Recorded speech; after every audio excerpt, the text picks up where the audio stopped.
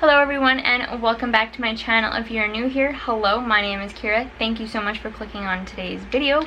Today we're going to be discussing my top brush recommendations for a flawless skin application. So without further ado, let's just jump right into the video.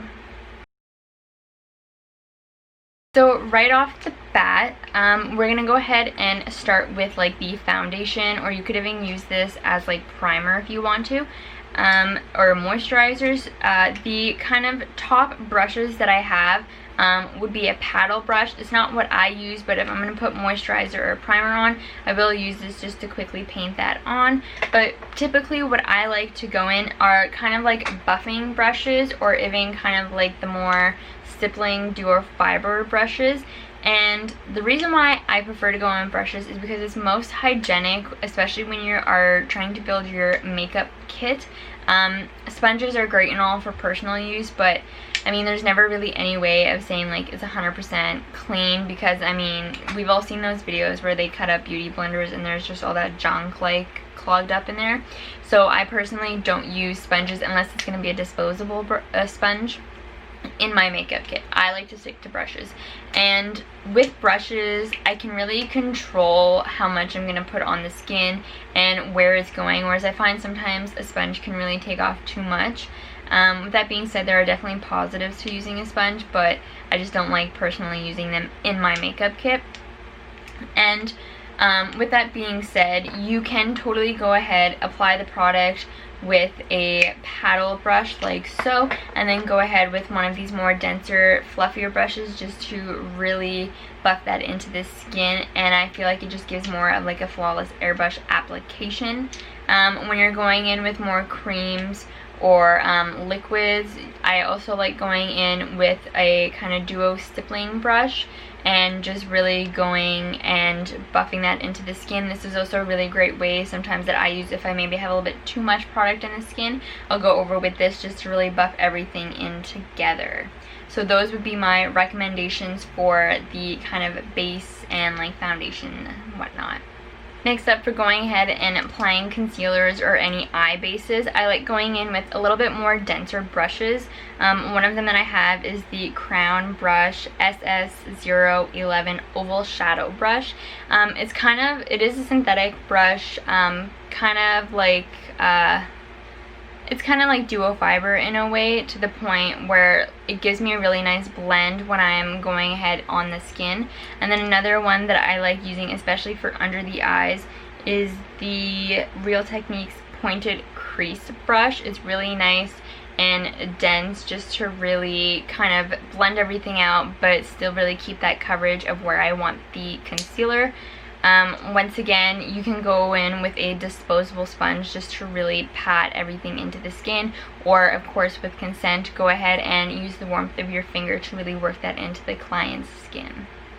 Next, to go ahead and kind of set everything with a little bit of powder. There are three main kind of different brushes that I like going in with. For under the eyes and to get in more specific places, I will go in with a much smaller, kind of fluffier paddle shaped brush. If I'm going to go all over the face, I'll either go with a super big fluffy brush or kind of a more medium-sized fluffy brush, and just really go ahead and sweep and kind of dust the powder all over to really set everything. These ones I really like going in just working around the eye as well, because it is a lot smaller and you're not, gonna risk getting like the whole brush in someone's eye. Nobody likes that like dry, dragging feeling. So that's why when I'm working around the eye, I do like going in with a smaller powder brush just to really work everything, and then just to really get into those inner corners as well.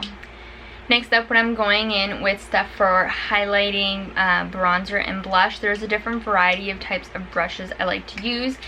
Starting off with blush, I typically like to go in with something that's a little bit more denser. But like still fluffy in that sense. Like it gives me control without like just like dotting on the color to the cheeks. So there's two brushes that I usually like to go with. Something that's a little bit more kind of angled and chiseled. This is also really good for kind of contouring or doing a little bit of bronzing. And then another brush I like to go in with something a little bit more dense. This one I believe is a Crown brush as well. And just to really go and like, I kind of like pat and swipe up my blush application just to get that super nice uplifted and like kind of airbrush blend. You've seen a lot of my other tutorials, I like to go in with something that's this kind of shape as well, but a little bit more smaller. If I want to be a little bit more precise with the blush, I will go in with something smaller, such as like this. But if I want to just go ahead and really make everything kind of blend together nicely, not that like using this isn't going to blend it together nicely, but just kind of having a more like super airbrush look in that sense, I'll go in with a little bit of a wider brush. Like I said, this one's also really good for doing a nice bronze as well, and this one I would also like to go in just to do contouring if I want to be a little bit more precise with my application.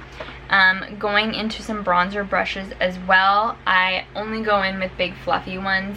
The only time I'm going to go in with a smaller brush with bronzer is if I'm going to use it as a contour shade, just to really get really precise in like your cheekbone area and whatnot. But overall, just like the powder brushes, I like going in with something that's super fluffy and just has a lot of movement to it, so I'm not going to risk like just having very splotchy bronzer applications.